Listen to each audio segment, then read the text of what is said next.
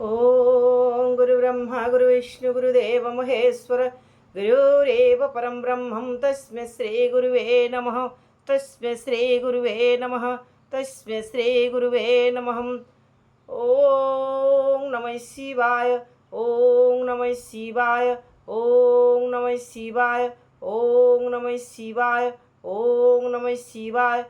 शिवपुराण बा शैवपुराण द्वितीय खंड शिवଙ୍କ ବରରେ ଗଣେଶଙ୍କର ଗଣାଧିପତ୍ୟ ଲାଭ ପ୍ରଥମ ଭାଗ। ଋଷିମାନଙ୍କର ଆଗେ ସନତ କୁମାର ବୋଇଲେ ଆନନ୍ଦ ମନେ ଶୁଣତ ପିବର। ଶୁଣିଲ ତ ଗଣେଶଙ୍କ ଜନ୍ମ ବିବରଣ ଆବର କଥା ଏ ଆମ୍ବେ ବହୁ କହୁଅଛୁ ପୁଣାମ। କେଉଁ ପରି ଗଣାଧୀପ ବୋଇଲେ କସେହି ସେ କଥା ଗୋଟି ତୁମଙ୍କୁ କହିବା ବୁଝାଏ। ଶୁଣିଲେ ପାତକ ମାନେ ଅଙ୍ଗୁହେ ବନାଶ ଅନ୍ତକାଳେ ଶିବଲୋକ ପାଇବେ ବାସ। ଦିନେ ଏକାନ୍ତରେ ହର ପାର୍ବତୀ ସଙ୍ଗରେ କରୁଣ ଥିଲେ ବିହାର କୈଳାସ କନ୍ଦରେ। ତାହାପରେ ହର ଚାହିଁ ପ୍ରିୟାଙ୍କ ବଚନ ଶୁଣ ଦେବୀ ଶାକମ୍ଭରୀ ହୋଇ ଏକ ମନ। ହୋଇ ଏକ ମନ ଦେବୀ ହୋଇ ଏକ ମନ କଥା ଏକ ବଖାଣିବୁ ତବ ସନ୍ନିଧାନ। ମୂଳଧାମ ଅଟଇଆ ଭର କୈଳାସ ଯୋଗୀ ଜନଙ୍କର ବନ୍ଦ୍ୟ ସଦା ଅବିନାଶ। ଏଥିରେ କାହାକୁ କରା ଇବା ଯୁବରାଜ ଆମ୍ଭର ଅଛନ୍ତି ଦେଖ ଯୋଡ଼ିଏ ଆତ୍ମଜ। ତହିଁରୁ କାହାକୁ କରା ଇବି ଗଣପତି ଏକଥା ବିଚାର କରି କହ ହେଇମବତୀ। ପ୍ରଭୁଙ୍କ ମୁଖରୁ ଦେବୀ ଶୁଣିଏ ବଚନ ଦଣ୍ଡେ କାଳ ପର୍ଯ୍ୟନ୍ତେ ହୋଇଲେ ମୌନ। ହୋଇଲେ ମୌନ ଦେବୀ ହୋଇଲେ ମୌନ। ପ୍ରଭୁଙ୍କ ମୁଖରୁ ଦେବୀ ଶୁଣିଏ ବଚନ ତଦନ୍ତେ କରିଲେ ମନ ମଧ୍ୟରେ ବିଚାର। ଯାହା ପଚାରିଲେ ତାହା ଶୁଣ ତଦନ୍ତେ କରିଲେ ମନ ମଧ୍ୟରେ ବିଚାରି। ଯାହା ପଚାରିଲେ ତାହା ଶୁଣ ତ୍ରିପୁରାରୀ। ସ୍ୱର୍ଗରେ ସେନାନୀ ହୋଇ ଅଛି ଷଡ଼ାନନ ଇନ୍ଦ୍ରାଦି ଅମର ତାର ପୂଜନ୍ତି ଚରଣ। ଏକଇ ଜଣକୁ ଦୁଇ କାର୍ଯ୍ୟରେ ନିଯୁକ୍ତ କରିବାର କଥା କେବେ ନୁହଇ ଯୁକତ। ଏଣୁ ଯୁବରାଜ ଏଥେ ହେଉ ଗଜାନନ ଏକଥା ଶୁଣିଲେ ସର୍ବେ ହେବେ ତ ସମନ। ସବୁ ଦେବଙ୍କର ଅଗ୍ର ପୂଜ୍ୟ ଯେ ହୋଇବ ସମସ୍ତ ବିପଦ ବିଘ୍ନ ବିନାଶ କରିବ। ମୋହର ମନକୁ ରଚୁନାହିଁ ଏହି କଥା ସମସ୍ତ ମୋହର ମନକୁ ରୁଚୁନାହିଁ ଏହି କଥା। କନିଷ୍ଠକୁ ଗଣପତି କର ପଞ୍ଚମଥା। ଏତେ କହି ଭଗବତୀ ହୁଅନ୍ତେ ମୌନ ଶୁଣି ମନେ ମନେ ବିଚାରିଲେ ତ୍ରିଲୋଚନ। ଜ୍ୟେଷ୍ଠ ଥାଇ କନିଷ୍ଠକୁ କେନେ ଦେବ ଶାଢ଼ୀ ମୌନେ ରହିବା କେତେ ଦିନ ଯାଉ ଗଡ଼ି। କହନ୍ତି ବିଧାତା ସୁତ ଶୁଣ ସର୍ବମୁନି ମୟୂର ଶୁଣିନ କଲା ଏସବୁ ଭାଲେଣି। ଈଶ୍ୱର ପାର୍ବତୀ ଦୁହେଁ କଥା ହେବା କାଳେ ଚରୁଥିଲେ ମୟୂର ଯେ ମଣ୍ଡପର ତଳେ। ସବୁ କଥା ଶୁଣି କୁମାରଙ୍କ ପାଶେ ମିଳି ଚରଣରେ ପ୍ରବେଶିଲେ ଆପଣା ମୌଳି। ଆଦ୍ୟପ୍ରାନ୍ତ କରି ତାକୁ କହିଲା ସମସ୍ତ ଶୁଣି ମନେ ମନେ ଚିନ୍ତା କଲେ ଶମ୍ଭୁସୁତ। ଆରେ ଏହିପରି କେତେ ଦିନ ଯାନ୍ତେ ସଡ଼ାନନ ପିଅର ମାତାକୁ ଯାଇ କଲେ ଦର୍ଶନ। କଲେ ଦର୍ଶନ ସେ ଯେ କଲେ ଦର୍ଶନ କର ଚରଣ ଯୁଗଳେ ତଳେ ପଡ଼ି ଦୁହିଁଙ୍କର ଉଠି ଉଭା ହୋଇ ପୁଣି ଶିରେ ଦେଲେ କର।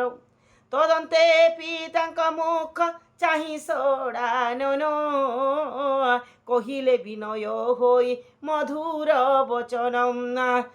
କହିଲେ ବିନୟ ହୋଇ ମଧୁର ବଚନ ସହଜେ ତୁମ୍ଭର ଅଟଇ ମୁଁ ଜ୍ୟେଷ୍ଠ ପୁତ୍ର।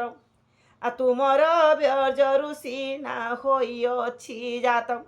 ସର୍ବଜ୍ଞ ପୁରୁଷ ତୁମ୍ଭେ ପ୍ରଭୁ ବିଶ୍ୱନାଥ ମନରେ ବିଚାରି ମତେ କର ଗଣନାଥ। ଜ୍ୟେଷ୍ଠ ଥାଉ କନିଷ୍ଠ କି ହେବ ଯୁବରାଜ ଏକଥା କଲେ ବହୁତ ଉପଜୀବ ଲାଜ। ମାତାଙ୍କ ମଳିରୁ ସିନା ଜାତ ଗଜାନନ ଦେଖିବାକୁ ରୂପ ଦିଶେ ଅତି ବିଡ଼ମ୍ବନ। ସେ କିସ କରିବେ ଅବା ହେଲେ ଗଣନାଥ ବଡ଼ ଥାଉ ଥାଉ ସାନ ହୁଏ ଯହୁଁ ରାଜା। ସେ ଦେଶରେ ନାଶ ଯାନ୍ତି ସକଳ ପରଜା ଅପୂଜ୍ୟକୁ ପୂଜିବାର ନୁହଇ ବିଧାନ। ଶିବ ବିଷ୍ଣୁ ଥାଇ ପୂଜା ପାଇବ କିଆନ। ଯେ ବିଭା ସ୍ତ୍ରୀ କି ଛାଡ଼ି করে দাসী সঙ্গ সুবৃত্তি কি ছাড়ি যে হুক চলে অন্য মার্গ।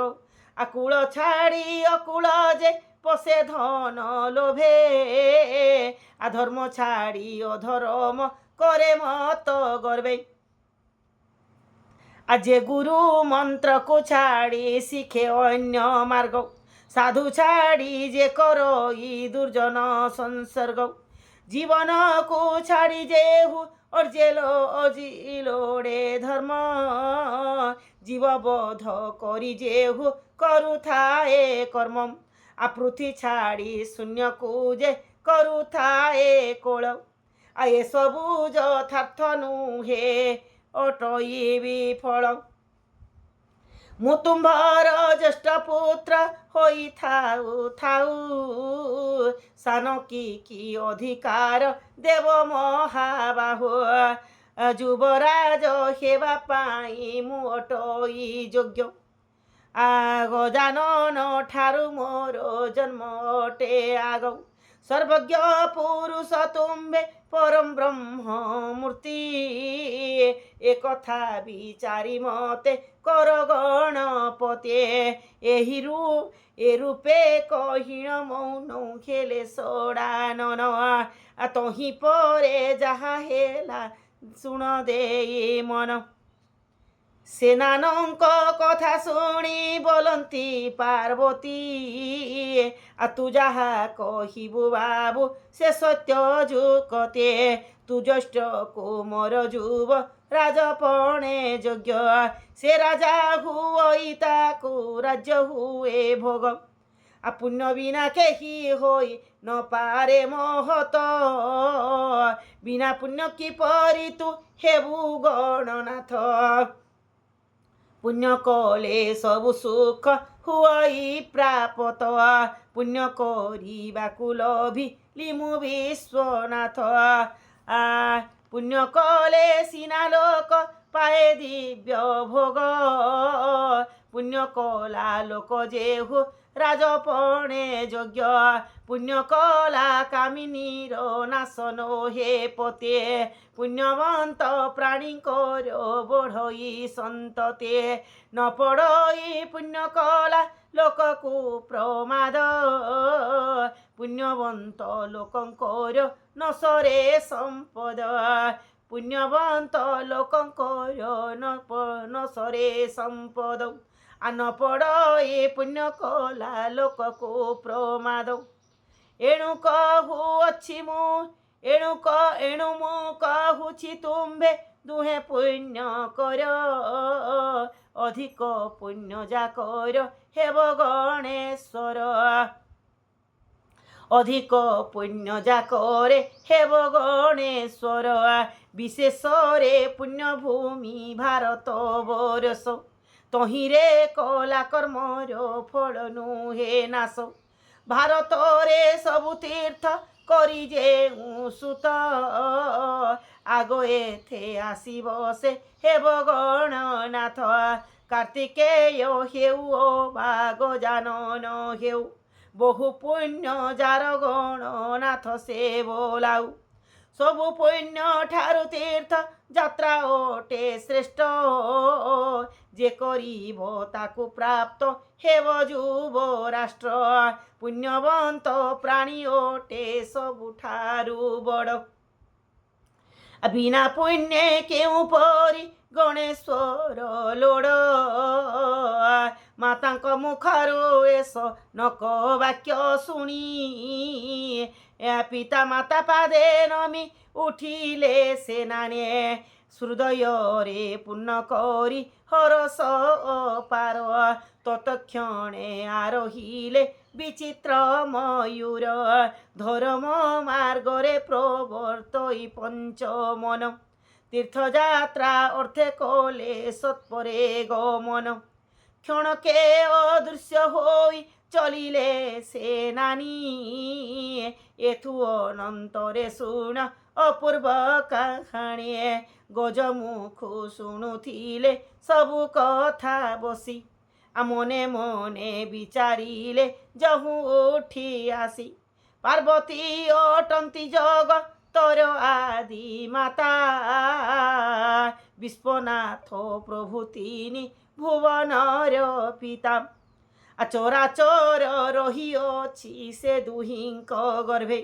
तांको ठारु बड़ तीर्थ अछि काहि भवे मु जेबे करिबि से दुहिंकी प्रदक्षिण तीर्थ फल ठारु मोर हेब लक्षे गुण एमंते विचारी शिव शिवांको चरणे दंडवत होई पुणी उठिले तक्षणे दंडवत होई पुणी उठिले तक्षणे पुणी बुली करी आसी कले नमस्कार पाद पद्म जुगल रे लगाइले शिर पुणी उठी प्रदक्षिण करिले तत्काले पुणी शिर लगाइले चरण जुगले भक्ति भावरे पुणी कले नमस्कार हृदय रे चिंती मूल मंत्र पीतांकर ए विधिरे लक्ष्य बार कले प्रदक्षिण नमस्कार करी पुणी उठिले बोहन तदन्ते पितांकु चाहि कर जोड़ी सिरे धर्म मार्ग पचारिले अति विनयरे श्रेष्ठ धर्म के अटई सबु धर्म ठारो संशय फिटाई ताहा कह जगद्गुरु। ओम नमः शिवाय नमः शिवाय नमः शिवाय।